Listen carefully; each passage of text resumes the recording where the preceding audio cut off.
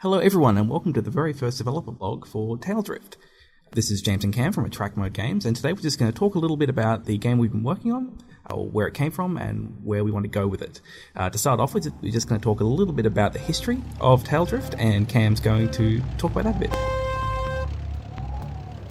Well, initially the idea came from my kind of love of tunnel racing games.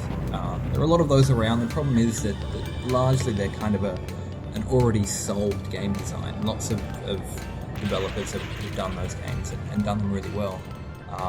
But I still wanted to make a game in that kind of style. And then the idea occurred to me, well, what happens if you kind of remove the restrictions of being stuck in a tunnel? What if you flip everything around on its head and you're kind of on the outside of the tunnel? And then you've got the rest of the world outside of that to interact with. And everything kind of snowballed from there. And that's just where the initial design really kind of came alive. We've got a bunch of plans of where we're going to take this. We've got some different game modes that we're looking at getting in there. We want to have sort of a classic race game mode. We want to have an elimination race mode. And one of the more interesting modes we want to put in there is a remix mode. A remix mode is where we throw up a series of challenges as the player goes through, and we give them constantly shifting goals on what they're doing. I think this really opens up a bunch of opportunities for some really interesting mechanics to be explored and some really satisfying and different things for the player to achieve.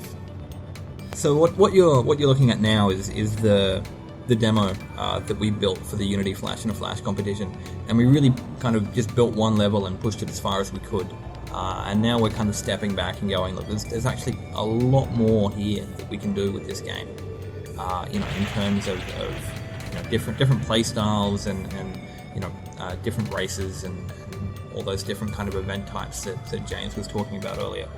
So that's kind of our focus now. We've gone back to the drawing board, and we're adding a lot more to the kind of the base of the game.